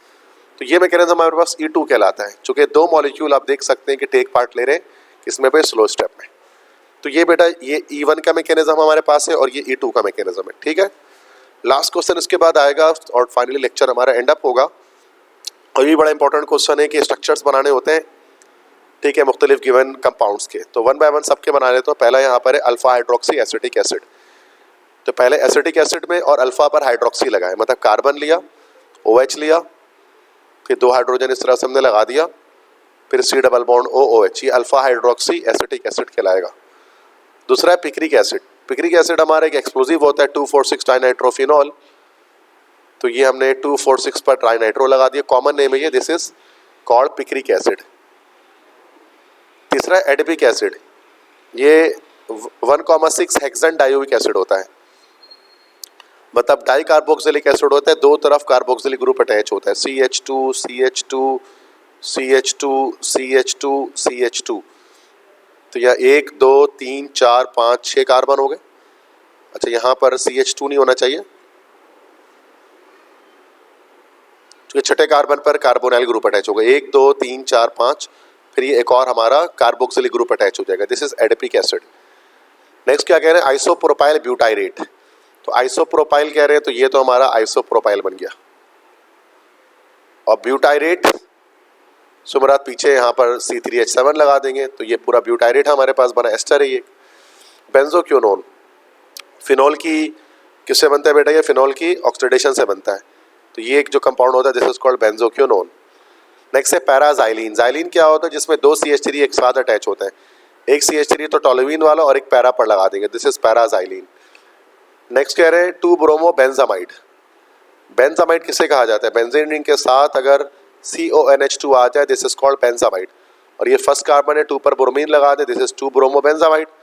लास्ट क्वेश्चन हमारे पास है पायरोगेलोल, जो एक ट्राईहाइड्रिक अल्कोहल है, जिसमें 3 OH ग्रुप इस तरह से लाइन से सीक्वेंस से अटैच होते हैं। तो बेटे ओवरऑल तमाम क्वेश्चंस हमने यहाँ पर सॉल्व कर लिए, ठीक है। जितने भी क्वेश्चंस हैं वो सारे क्वेश्चंस यहाँ पर हमने सॉल्व किए, इसको देखा। तो आई होप सो कि आपको ये लेक्चर पसंद आया होगा। और बहुत इंपॉर्टेंट पेपर है डॉक्टर मौजम का बनाया हुआ, इसको लाजमी अच्छी तरह से प्रैक्टिस करके जाएँ, इससे अच्छा खासा पेपर आपका लगेगा। और अगर आपको मेरे टारगेट पेपर चाहिए या फिर मेरे नोट्स आपको रिक्वायर्ड है PDF, या आपको इस पेपर का सॉल्व PDF अगर आपको चाहिए, तो मेरा व्हाट्सएप नंबर है, ठीक है, इस पर व्हाट्सएप आप करें और आपको मेरे लेक्चर में जितने भी आपको PDF, किसी भी तरह की PDFs आपको रिक्वायर्ड है, तो वो मैं आपको इस पर सेंड कर दूंगा, ठीक है। तो बेस्ट ऑफ लक तमाम स्टूडेंट्स को सेकेंड ईयर के बोर्ड एग्जाम्स के लिए। मेरे लेक्चर को देखते रहें, अपने फ्रेंड्स के साथ शेयर करते रहें, इंशाल्लाह केमिस्ट्री का पेपर आपका अच्छा जाएगा। थैंक यू सो मच, अल्लाह हाफिज़।